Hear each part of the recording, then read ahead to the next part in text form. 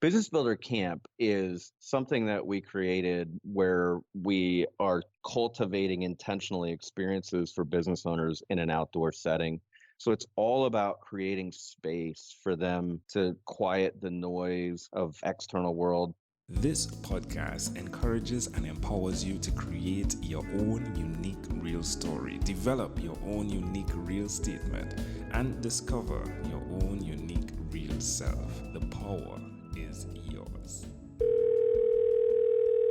Good morning, Wayne Hearing. Previously, episode number 6 of the 12-minute convos, way back on the 16th of February 2016, approximately 3 years, 4 months, 3 days, 20 hours, and 45 minutes ago. I like your 12-minute podcast. Somebody told me we should always try to be brief, be bright, and be gone. It's good advice. Wayne, my friend, what's new? What's going on? Wow, that's really cool, by the way. I didn't realize it was number 6. I didn't recall that I was in the single digits. So really good to be back with you. And thanks for taking me on a little trip down memory lane. Well, definitely. Well, I think we're moving forward, right? One of the things I experienced when on the trip, the road trip, it was like I'm going back to Trinidad. And then I realized, no, I'm actually going forward to Trinidad. And now we're forward in a conversation, right? And it's really intriguing, Wayne, you being episode number 6 and me listening to that conversation. I believe it's only justified that I have a repaired conversation with you. Oh my, was I terrible back then? Well, I didn't think so, but we're always harder on ourselves than other people, right? Well, that definitely happened. So what's up in your world? Last when we spoke, strongersalespeople.com was in full swing. What's going on? What was that? I don't remember that. In that light, what's going on is I've continued to serve business owners.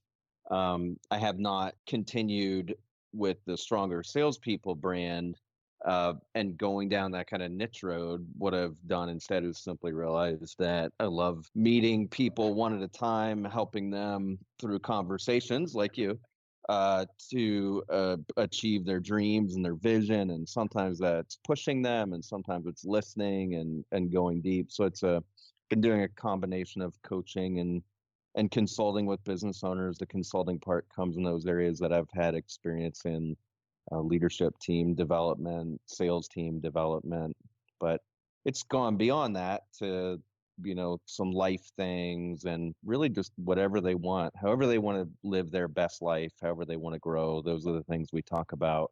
And we keep a container of coaching where week after week they take a look at where they're headed, what they want to accomplish, and make mini commitments, small steps to get them there, rather than looking at something as this huge thing that's insurmountable. So it's been a lot of fun. Where can people access that? Website that I use for that is herringcoach.com. I'm on LinkedIn. Of course, I use LinkedIn a whole lot. I really like LinkedIn. I've met some cool people through there. So we'll have to link up my LinkedIn profile. It's intriguing. I would imagine that from your experience while doing business, while even doing strongersalespeople.com, that what occurred is you built up on a level of experience that can then help others with the various aspects. One which you hold very close to your heart, which is family. Is that accurate? It is accurate.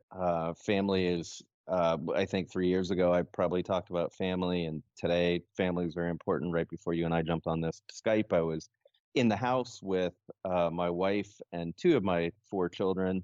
One is off to work. She's 15, so she's working at a neighboring farm. You and I were talking about your holiday. She's off planting today at a neighboring organic farm, so that's pretty exciting. And yesterday I was with my girls in New York City. I took the day off, which was a Wednesday, and I took the day off, which I'm not so good at. That's something I'm working on, is how to take some free time and unplug from work and spend time with them. So we did that yesterday. And yeah, so those type of experiences, like what I just shared, sometimes it's hard for me to break free. It actually takes a little bit of work. It seems like if you were to read Facebook, that it should be easy to be with your children, have a family. But I like to admit to my business owner clients that sometimes I really get wrapped up in business and it's hard to unplug, and it actually, takes a level of focus and effort. I'm not sure if you can identify with that or not. I definitely can. One of the ways I work with that is it's locked into the calendar because the things that I have on my calendar usually get done. So I thought to myself, why am I not putting family time in there? And that helps me tremendously. Amazing audience, if you're hearing, again, it helps. Like put that on your calendar, family time.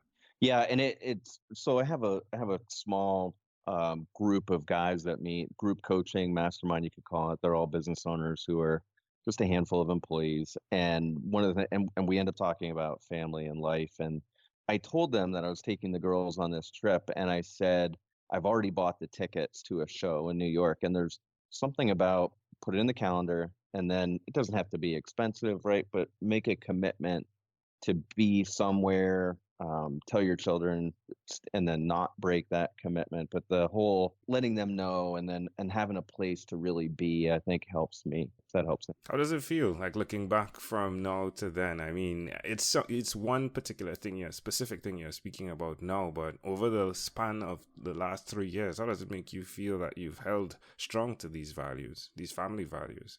Well, I 5.5 years ago, I started coaching partially because I wanted to be with family and stop being on the road all the time, which was, I realized in hindsight, it was my thing, not as much what the company was requiring. But that's why I started the business. So to now be able to say, yeah, you asked the question, in 3 years it's held. Boy, it's a feeling that's probably indescribable with words. It's a feeling of staying true and staying on the path. Plus, we've just had a really great time. Not all the time. There's been hard spots. I've got teenagers, and nobody gave me the book for how to be a ideal dad. And I've screwed a whole bunch up. And my wife and I have then had to reconvene and have conversations about maybe I could do better and how we can work together. But yeah, no, it feels really great to have stuck to that. Now, one of the things you shared on our last conversation that stuck out was how your grandfather impacted your life. And you said that you remember three specific things: catching fish, being in a coal mine, and being on a tractor with him. Right. How are you recreating those memories for your family? Well, it's really, really interesting. We have a new coaching building where we've been.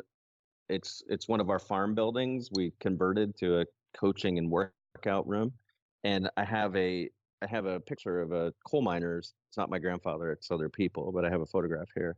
So how am I recreating it for my kids? Well, I mean, one thing is just remembering it, but being present for them, the way that he was for me, intentionally, like yesterday, and scheduling time, and then is how I do it. The one thing I've had to work through with that though is my memory with my grandfather is one where he was with me so much, and now I have 4 children. So I sometimes will be hard on myself and compare myself with each of them the way that he was with me. So if we multiply the time he spent with me times 4, it would be like I have to do my business, do my work, be with my wife, be with God, and myself a little bit, and be with 4 children times that. And it Wow. doesn't really, that math doesn't work out. There's not quite enough hours in the day.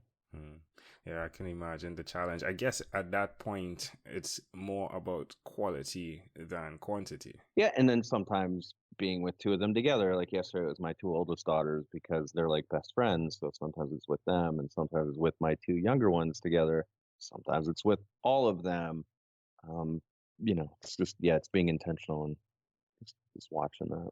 Open up for me, Business Builder Camp. What's that about? I remember we spoke about you having shorter legs than others. So instead of doing the short distance runs, you said I do the 10K or 15Ks where there are curves, and you need to be extremely brave, right? Where I can beat them. That's where I can beat them. What's the Business Builder Camp? Not extremely brave. I do trail races with plenty of other people, and it's not quite that exciting. But yeah, being on trail is the place for me to run, not on a long road race. Business Builder Camp is something that we created where we are cultivating intentionally experiences for business owners in an outdoor setting. And so that encompasses here at our farm in Pennsylvania, we have a cabin nearby. It's about 12 minutes away. It's Airbnb. And so Business Builder Camp could be a business owner coming to that cabin and then creating a 2-day experience with them where they're able to unplug a bit from their regular life, get some headspace, do coaching with me here in the coaching building on the farm. And we've got 20 acres and a walking path.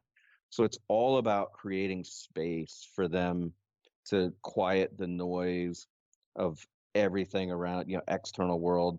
Good idea to take the apps off their phone if they can and just maybe call their spouse at home. So Business Builder Camp is creating that. Also, we've done some group events. We have an event coming up in September in Colorado where we've rented a mountain lodge.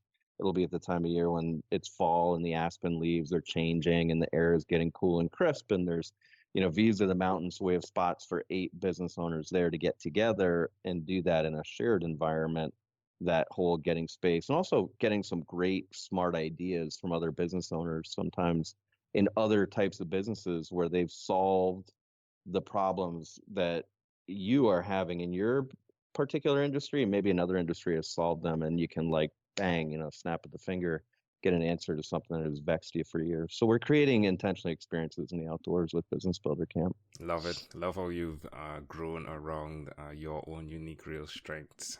Love it, love it, love it. At this point, I want to say thanks. I want to say thank you, Wayne, for what you've done by being true to who you are. Because of that, you showed up as episode 6 in all of your light. It's the song I'll always remember, right? The one you chose, right? A Boy Named Sue. When I went back and listened to that song, I was like, this represents Wayne in terms of your humor, in terms of the truth that you bring to the table, which I really, really respect. So again, thank you so much for being who you are. I appreciate you. You have now become part of the foundation of what is the 12-Minute Convos podcast, and thanks for coming back here. In closing, my friend, is there anything else you'd like to share with our amazing audience? Well, I just want to thank you for having me. It's been fun. It's been a pleasure. It always amazes me how much we can talk about in 12 minutes. So cheers to you too for also following your dreams, and to everybody who supports you and listens. Thanks. I appreciate that. Wayne Hearing. Again, folks, you can go to hearingcoaching.com or connect with him on LinkedIn. Thank you for being on what is inspired by 12-Minute Convos with Angel Jones. This podcast is produced by Pod Edits. Visit podedits.com for professional podcast publishing.